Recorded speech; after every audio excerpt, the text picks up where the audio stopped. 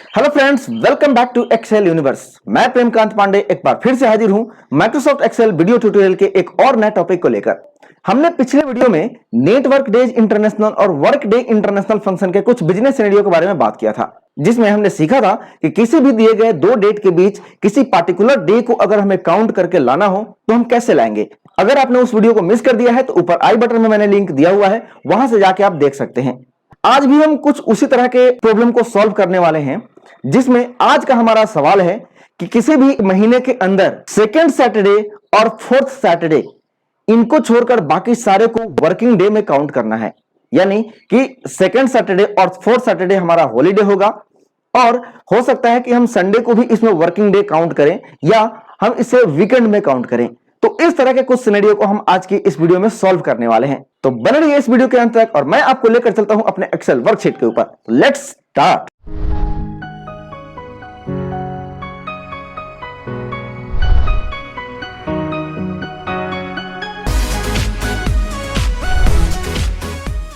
जैसा कि मैंने आपको बताया कि हमारे पास दो डेट हैं। सपोज हम मार्च महीने की बात कर लें तो इस मार्च महीने में सेकेंड सैटरडे और फोर्थ सैटरडे को हम हॉलीडे रखना चाहते हैं, और साथ ही जितने भी संडे आएंगे उन संडे को भी हम हॉलीडे कंसीडर करना चाहते हैं। और इन सबको एक्सक्लूड करने के बाद, हटाने के बाद हमारे पास कितने वर्किंग डे बचेंगे उसका काउंट लेकर आना है।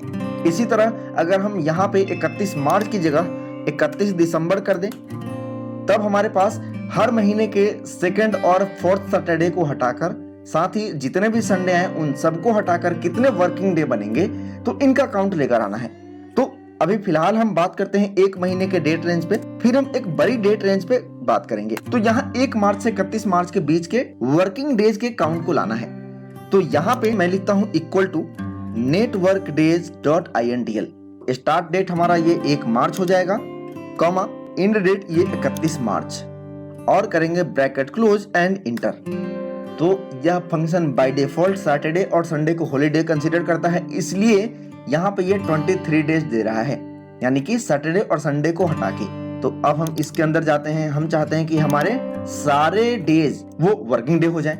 तो यहाँ पे हम कॉमा देंगे, और डबल इन्वर्टेड कॉमा के अंदर मैंने आपको बताया था कि अगर आपके वीक के सारे डेज अगर वर्किंग डे बनाने हैं तो उतने टाइम्स 0 इनपुट कर दीजिए। 0 मतलब वर्किंग डे, और अगर नॉन वर्किंग डे हो तो वहां पे 1 इनपुट कर दीजिए। तो यहाँ पे मैं 7 टाइम 0 इनपुट करूंगा, 1 2 3 4 5 6 7, और करेंगे डबल इन्वर्टेड कॉमा बंद और इंटर। तो यहाँ पे आ गया 31, यानी कि 1 मार्च से 31 मार्च के बीच में कोई भी हॉलीडे नहीं है। लेकिन हमें तो संडे को हॉलीडे काउंट करना है, चाहे जितने भी संडे आए इस पूरे 1 महीने में। तो यहाँ पे हम जाएंगे और यहाँ पे सबसे लास्ट में 1 लगा देंगे। यहाँ लास्ट में 1 क्यों लगा रहे हैं? तो यहाँ पे जो हम ये 0 और 1 इनपुट करते हैं उसमें इसका स्टार्टिंग डे जो होता है वो मंडे होता है, यानी कि पहला 0 हम इनपुट करते हैं, इसका मतलब होता है कि मंडे को हम वर्किंग डे मान रहे हैं। इसी तरह मंडे के लिए ये हो गया Tuesday, Wednesday, Thursday, Friday, Saturday, Sunday, यानी कि एक जो है लास्ट में जो हमारा नंबर आएगा, लास्ट में जो डिजिट्स आएगा वो संडे के लिए होगा, और संडे को हम यहाँ पे हॉलीडे यानी कि वीकेंड मान रहे हैं। अब अगर इसको इंटर करें तो यहाँ पे हमें मिल रहा है 27।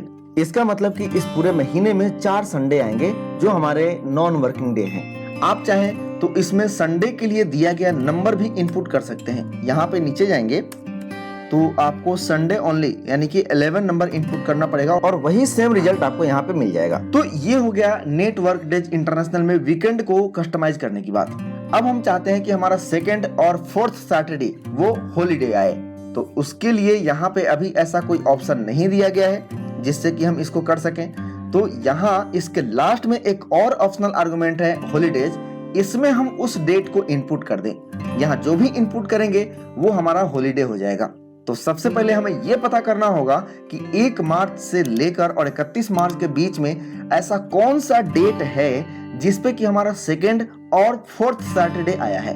तो उसके लिए हम यहाँ पे यूज करेंगे वर्क डे इंटरनेशनल फंक्शन को। देखिए कैसे। यहाँ पे हम लिखेंगे इक्वल टू workday.intl, और इसके अंदर स्टार्ट डेट देना है। तो स्टार्ट डेट हमारा 1 मार्च हो जाएगा। अभी मैं आपको यहाँ सिर्फ और सिर्फ मार्च के सेकेंड और फोर्थ सैटरडे वाली डेट लाकर बता रहा हूँ, फिर हम सारे महीने की लाएंगे। तो इसके बाद हम देंगे कॉमा और यहाँ पे डेज।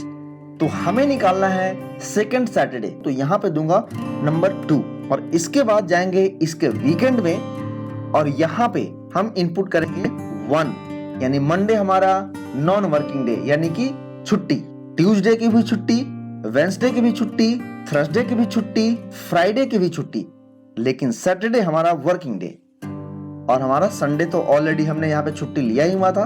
और अब अगर इंटर करें तो यहाँ पे हमें क्या रिजल्ट मिलेगा, सैटरडे मार्च 13, 2021, यानी कि 13 मार्च को हमारा दूसरा सैटरडे आने वाला है। एक बार चेक कर लेते हैं। इस 1 मार्च को यहाँ पे डाला, इसको लॉन्ग डेट में चेंज कर देते हैं और इससे हम ड्रैग करते हैं नीचे तक। तो आप देखिए 6 मार्च को पहला सैटरडे आया और यहाँ पे 13 मार्च को दूसरा सैटरडे आ रहा है, तो यहाँ पे हमें दूसरा सैटरडे मिल गया। अब इसी तरह हम फोर्थ सैटरडे भी निकालेंगे। तो इसके लिए हम क्या करेंगे, इसी फॉर्मूले को हमने नीचे ड्रैग किया और इसमें यहाँ पे नंबर 2 की जगह कर दिया नंबर 4। तो यहाँ पे एंटर करने के बाद हमें मिल गया 27 मार्च। तो यहाँ पे हमें मिल गया सेकंड सैटरडे और फोर्थ सैटरडे। अब हम इसी फंक्शन के अंदर जाएंगे और यहाँ पे हॉलीडे के अंदर इनपुट कर देंगे ये डेट वाली रेंज और यहाँ पे हमें मिल गया 25। तो इस तरह हमने यहाँ पे एक महीने के अंदर आने वाले सेकंड और फोर्थ सैटरडे, साथ ही जितने भी संडे आएंगे उन सबको एक्सक्लूड करते हुए कितने वर्किंग डे होने चाहिए वो हमने निकाल लिया यहाँ पे। अब मान लीजिए कि यहाँ 31 मार्च की जगह 31 दिसंबर कर दें, तब यहाँ पे 261 आ रहा है, लेकिन यह गलत आंसर दे रहा है क्योंकि यहाँ पे हमने हॉलीडे में सिर्फ इन्हीं दोनों डेट को कंसीडर किया हुआ है, लेकिन हर महीने में तो सैटरडे आएंगे और उसमें से हमें सेकंड और फोर्थ सैटरडे को निकालना है। तो उसके लिए हम इसी वर्क डे इंटरनेशनल फंक्शन के अंदर रो फंक्शन को इंक्लूड कर देंगे। देखिए कैसे। यहाँ पे सबसे पहले हमें बनाना है डेट, तो एक डेट रेंज हमें चाहिए। तो यहाँ पे हम लिखते हैं इक्वल टू डेट और ईयर के लिए हम दे देंगे, यहाँ जो हमारा स्टार्ट डेट है इसी का ईयर, तो यहाँ पे ईयर हम ले लेते हैं, ईयर का फंक्शन। इसके बाद हमें देना है मंथ, क्योंकि हमें हर महीने की पहली तारीख को लेकर आना है। तो यहाँ जो हम मंथ के लिए नंबर इनपुट करेंगे वो भी हमारा फ्लेक्सिबल होना चाहिए। तो यहाँ पे हम देंगे रो और रो में रेफरेंस के लिए हम देंगे 1 से लेकर 12 तक, यानी कि हमें 12 महीनों को यहाँ पे इंक्लूड करना है। इसके बाद ब्रैकेट क्लोज करेंगे और यहाँ पे दे देंगे 1, यानी कि हर महीने की 1 तारीख लेके आ जाओ। ईयर कौन सा होगा तो 2021 होगा। मंथ कौन सा होगा तो मंथ फ्लेक्सिबल रहेगा 1 से 12 तक के बीच का, और डे क्या होगा तो 1 होगा। और इसको हम ब्रैकेट क्लोज करेंगे। और जब आप इस फंक्शन को अपने एक्सेल 2019 या उसके पुराने वर्जन में यूज करते हैं, तब आपको कंट्रोल के साथ शिफ्ट और इंटर भी प्रेस करना पड़ेगा और फिर आपको इसे 1 से लेके 12 तक ड्रैग करना पड़ेगा। इसको मैं पहले फ्रीज कर देता हूं इन दोनों को, और हम करेंगे इसको कंट्रोल शिफ्ट और इंटर। तो यहाँ पे आ गया 44197। इसको हम डेट के फॉर्मेट में चेंज कर देते हैं। अब हम इसे नीचे तक ड्रैग करें तो हमें हर महीने की पहली तारीख वाला डेट मिल जाएगा। लेकिन अगर मैं ऑफिस 365 यूज कर रहा हूं तो यहाँ मुझे कंट्रोल शिफ्ट इंटर करने की जरूरत नहीं है, मैं सिंपल इंटर प्रेस करूंगा और हमें ये जनवरी से दिसंबर तक का हर महीने का पहला तारीख दे देगा। तो यहाँ पे हमने निकाल लिया हर महीने का पहला डेट। अब हमें यहाँ पे निकालना है कि सेकेंड और फोर्थ सैटरडे कब आ रहा है, उसका डेट क्या है। तो हम इसी फंक्शन को यहाँ से कॉपी करते हैं और यहाँ पे जब हमने वर्कडे फंक्शन लगाया है इसमें बी की जगह इस फॉर्मूले को हम इनपुट कर देंगे। अभी यहाँ पे यह सेकेंड सैटरडे ढूंढेगा। इंटर करिए तो यहाँ पे स्पेल का एरर दे दिया क्योंकि हमने यहाँ पे फॉर्मूला लगाया हुआ है। और इसको डिलीट करने के बाद देखिए कि यहाँ पे हमें हर महीने की सेकेंड सैटरडे वाली डेट दे रहा है। अब हमने यहाँ पे सेकेंड सैटरडे ढूंढ लिया है, तो अब हम फोर्थ सैटरडे को ढूंढेंगे। तो उसके लिए हम इसी फॉर्मूले को यहाँ से कॉपी करते हैं और यहाँ पे पेस्ट करते हैं और यहाँ पे इक्वल टू का साइन देंगे और यहाँ पे नंबर 2 की जगह कर देंगे 4 और अब इंटर करिए तो यहाँ पे आपको मिल जाएगा हर महीने की फोर्थ सैटरडे वाली डेट। तो इस तरह हमारे पास 24 काउंट ऑफ डेज मिल जाएंगे जिसे हमें हॉलीडे के अंदर कंसीडर करना है। तो यहाँ पे अब हम आएंगे और इसके अंदर हमने I1 से लेकर I2 तक के रेंज को सिलेक्ट किया हुआ है। उसकी जगह हम इस पूरे रेंज को सिलेक्ट कर लेंगे यहाँ तक I24 तक। अब अगर हम इंटर करें तो यहाँ पे हमें कुछ और ही रिजल्ट मिलेगा, वो है 243, जिसमें किसी भी महीने का सेकेंड और फोर्थ सैटरडे इंक्लूड नहीं है, साथ ही कोई भी संडे इंक्लूड नहीं है पूरे 1 मार्च से 31 दिसंबर के बीच का।